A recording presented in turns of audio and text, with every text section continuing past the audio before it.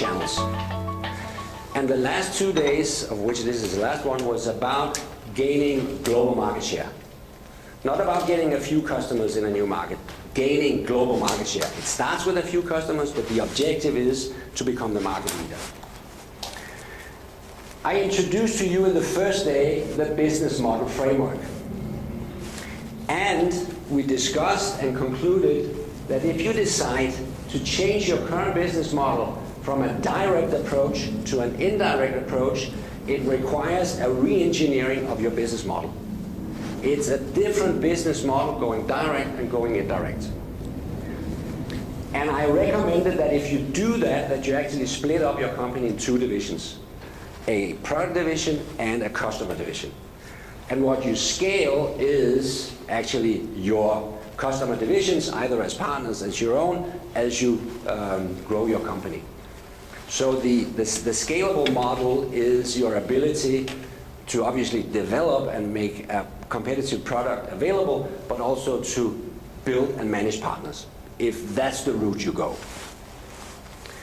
I introduced to you the option of quickly understanding a value proposition based on 3 principles.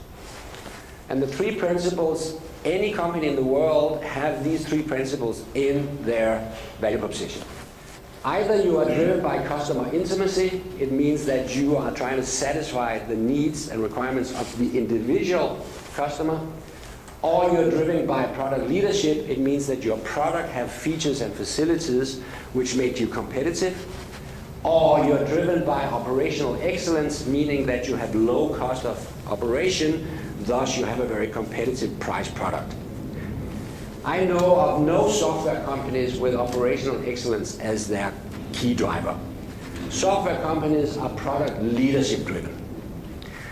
And the partners that we engage are customer intimacy driven. And why is that important? Because it requires 2 different management skills to lead an organization that is product leadership driven than it takes to drive an organization with customer intimacy driven.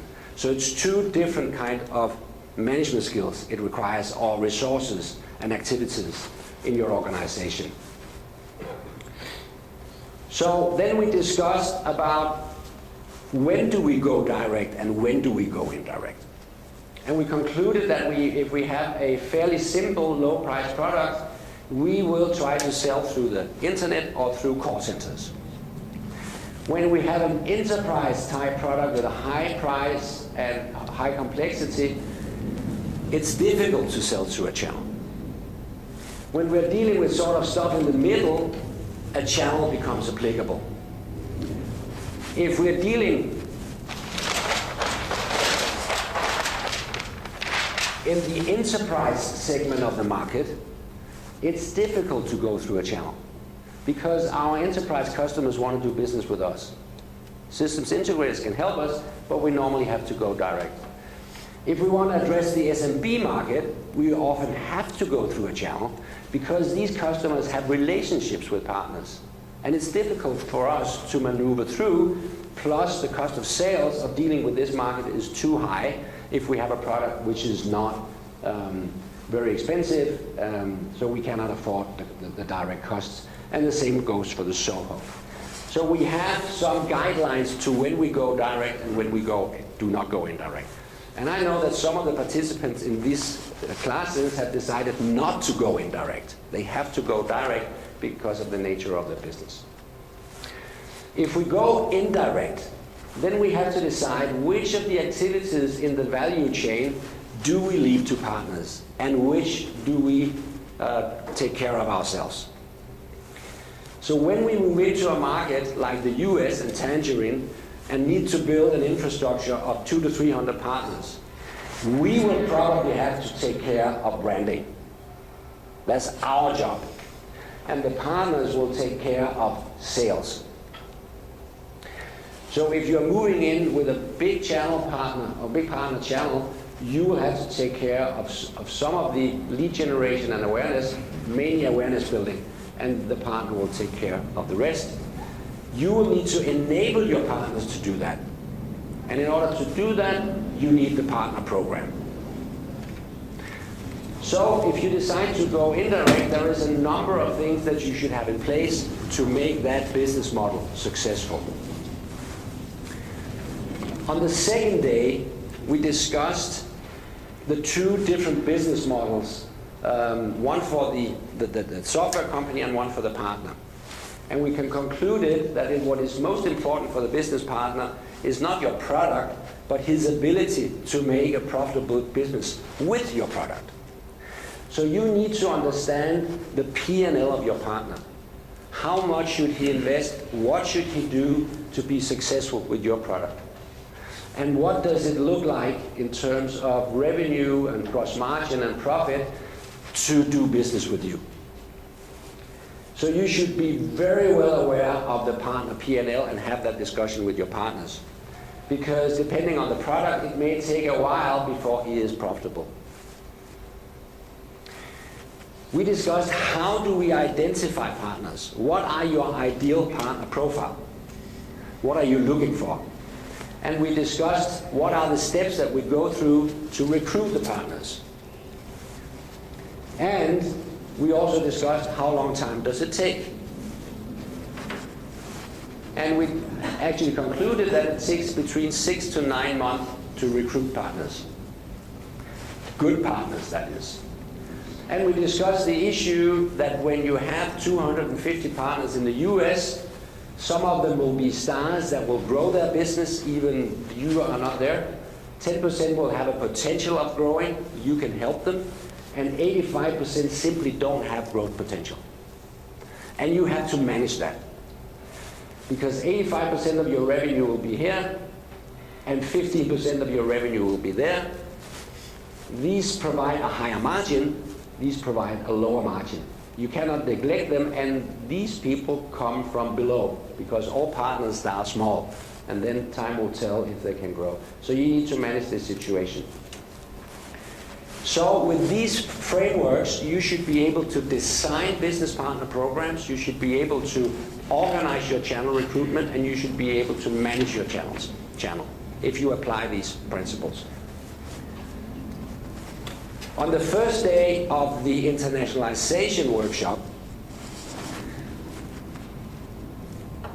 I argued that you need a solid business model that you scale. You should not change your business model if you go global. It's the same thing as if you go indirect, you need to change your business model.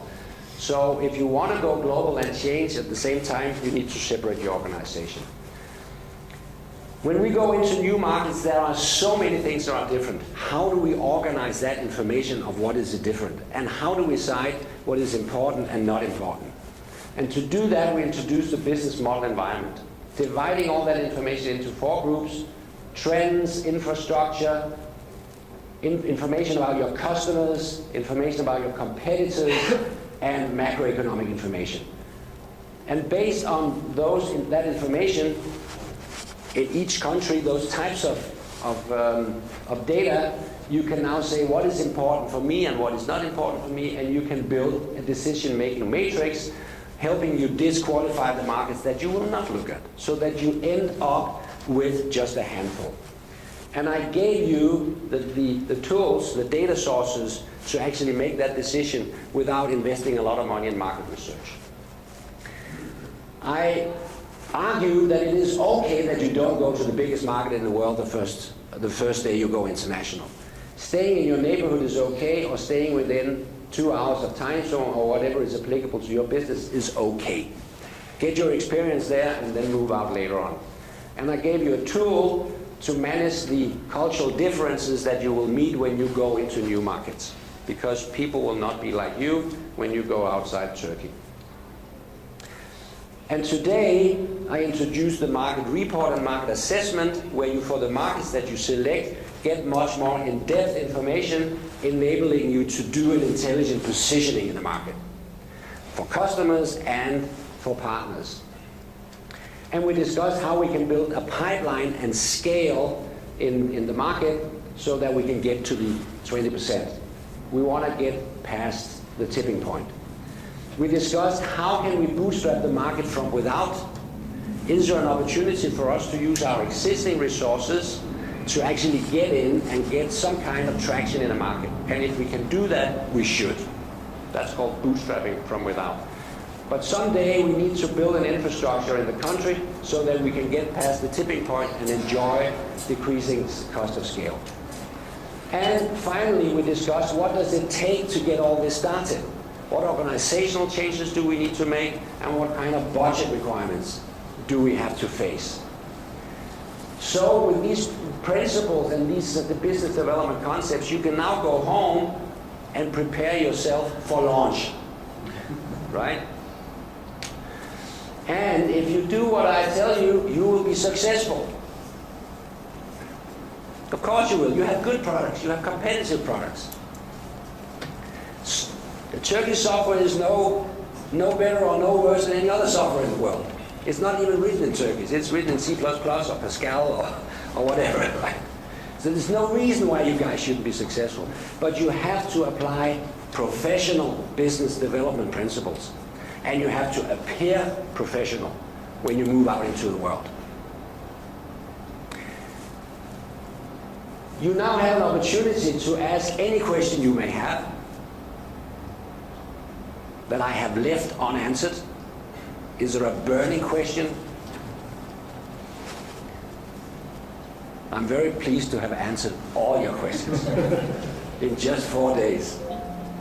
Then the only thing I have left to say is that it was a pleasure working with you. Thank you to most of you for showing up on time. Thank you for the rest of you for showing up at all. And I hope I have the opportunity and will get the opportunity to work with you again in the future. My ambition is to help you guys reach the G10 in 2023 and deliver $5 billion in export revenue. That is the objective. And if we can meet that objective, I will participate in the celebration of the 100-year anniversary on your constitution. Then I promise you to close early, so I will do so. Thank you very much. Thank you so much. And hope to see you again.